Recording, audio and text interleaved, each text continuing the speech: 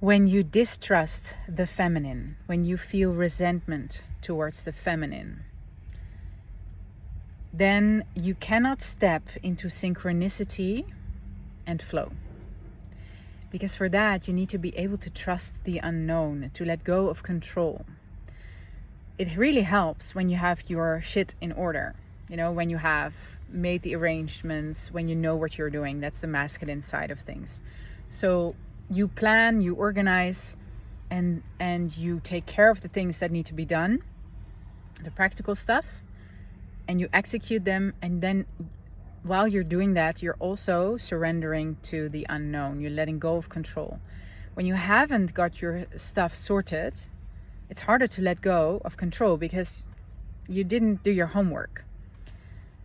So that's the part of the masculine side of things. If you're not able to show up for doing your part, for doing your homework, then you're sabotaging yourself.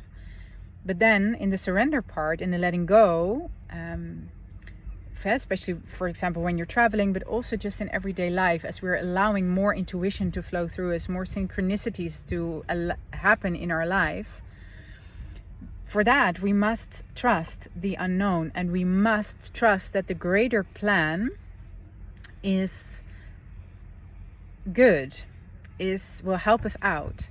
And for that, it's continuously you need to discern what is what. So is it your intuition speaking, or is it your mind and your fear speaking? Because both can give you feelings that kind of look alike, but they're not the same at all.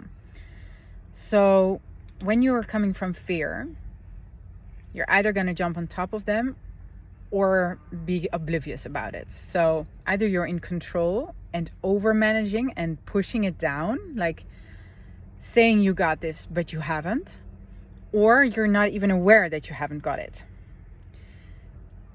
Two sides of this is two sides of the same coin. This means you got to do your homework. You got to start feeling the urge and the urgency and the necessity for you to do your shit on time, to take the momentum, to take the action when it's time to take action, to do the confrontation, to have to talk, to book the thing, I don't know, whatever it is, I talked about this 2 videos ago about momentum, catching momentum, and the absolute necessity and importance of doing that.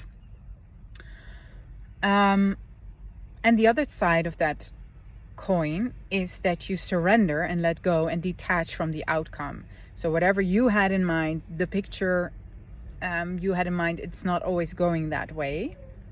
And can you trust that? Now, I know that when you're aligned, when you see your goal, when you see what is really out there for you, then it is important to trust that vision and to keep trusting that. And break through the blockages that may come up. And don't fall into the trap that this is change of flow or change of plan and that you just should follow that because it's for the greater good. No. When you really, really have connected to your higher vision, to the thing you are here to do because it's your destiny, not because it's your ego desire, then you have to follow through. You have to go through with it. And sometimes it means, to extra take care of things, and then, the more you trust deep within, the more the path opens. So just to give you an example, today we're traveling, my friend and me, we're traveling to the UK, and we're supposed to get a boat. We got up early, everything went fine, and he's in charge of the plan. And I was just relaxed and everything, happy. And then we stopped at a gas station, and it took forever to make a sandwich. This guy, it was really funny. There were 2 people behind the counter, a woman and a man. The man was taking our order, and it was like he was still sleeping. He was so slow and so like, what? So he was the representation of the oblivious part that I just spoke about, the one who doesn't take action on the right moment, who is missing half of the things. So it took forever for us to get the sandwich, And then the woman, she was on top of him in the beginning, and she said, no, you can do that, and it's over there, and you need to do this and this and this. And he was really like, what?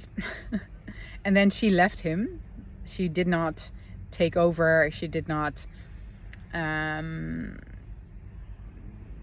keep looking over his shoulder. The feminine has learned, no, let's not do that anymore. She has her own stuff to do. So she went and did that. But this guy, oh my God. So it delayed our journey. And now we already missed the boat. But now there's something with our ticket. We booked a ticket, or he did. And I'm like, yeah, I don't know what's going on.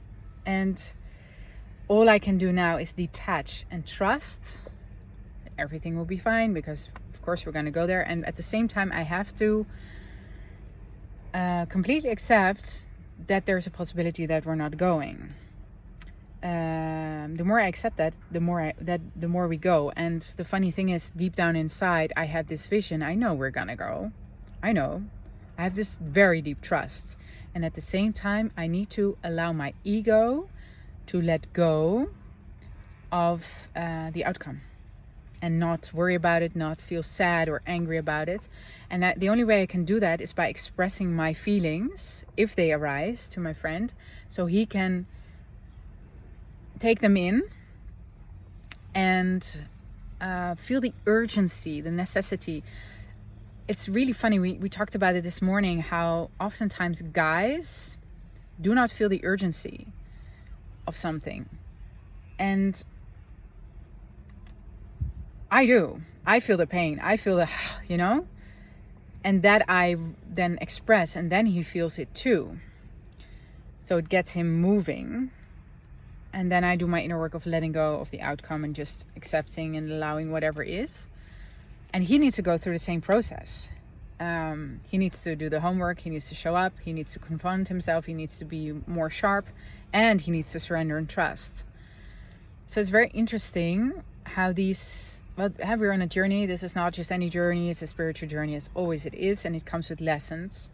And this journey is all about the masculine and the feminine, where he takes the masculine part and I take the feminine part, and we're going to marry them both in ourselves. I feel that's what we're doing.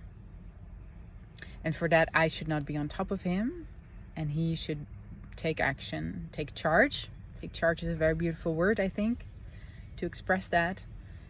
And I just need to, what I'm doing, my responsibility is to remain open and joyful. So whatever I need to remain open and joyful, this means I need to express my emotions when they're there, or my feelings. And it means I'm not bothered with the organization of things so much. That's him, and I'm doing me, and I'm enjoying. So he's taking care of things in the office. I just changed my dress. And the funny thing is, in doing that, I also changed the energy. So instead of, before I was wearing my kind of PJs still, like sweatpants and just a shirt and sloppy sweater, and now I feel like, no, I'm gonna wear my beautiful dress. It's right here. You can't see it because of the sun. Anyway, it's my priestess dress, and I see myself already in this dress on the boat, so I'm ready. And the funny thing is, you may think, who cares about what you look like? Well, I like how I look, or dressing up, or I like that because it makes me feel good. And wearing this dress right now makes me feel like I'm already on the journey, and I am already on the journey because I'm wearing it, I'm doing it. And funny thing is, somehow this works. In Carcassonne, a couple of weeks ago, I was with my children and my friend in France. And we were having a fight or conflict, and the energy was really stuck and really confusing. And at that moment, instead of jumping on top of it, instead of trying to fix it, and instead of trying to analyze it, which is all masculine traits, doing something in order to fix it, I stepped away and I started to do something that gave me joy. Meaning I took my space to do something alone for a moment that gave me joy. And it was in that moment I felt a little bit guilty for doing that, but I knew also, no, I have to do this. So I went into a shop. Funnily enough, I ended up buying a dress, a green dress, and it looked so amazing. It fit amazing, just perfectly, and I ended up wearing it straight away coming out of the shop. So I turned a corner and I went back to my family, and the whole energy had shifted. I don't know what they'd done. For sure they've done something too. And for me, I brought in a complete different energy by wearing this green, vibrant dress that looked stunning, and that they were like, whoa, what is this? So it's just a complete mind shuffle. Like, whoa, what? And then we just took off, and it was the stuck energy was gone. So to me, after always overanalyzing and jumping on top of things and trying to fix things, this is very refreshing and very feminine way to get out of a situation where you feel stuck and just flow and be good. Yeah. So I'm curious when we're gonna go. Yeah. You know, this really, really, really is testing my patience. And because I feel, at some point, I feel annoyed. You know, when it takes really long, I feel like, okay, it's time to go, you know. Or we're missing the boat, damn it, we have less time in England. Or so I can think. And if I let it go and trust it, then it's fine. But if I get annoyed, I need to express it. Because once I express it, it's out of me, and I can just relax again, because I'm received, as long as I'm received with that annoyance and I'm not shoved away or judged, then I'm good, and then I can relax, and then I can be very patient. But if I say to myself, if I believe I cannot express myself and I have to suck it up, I'm gonna end up in passive aggressiveness, and it's going to affect our relating and communication, and he is also not gonna like it. So it's my responsibility to express what I feel when I feel it. And then oftentimes it's not such a big deal, actually. So wish us luck.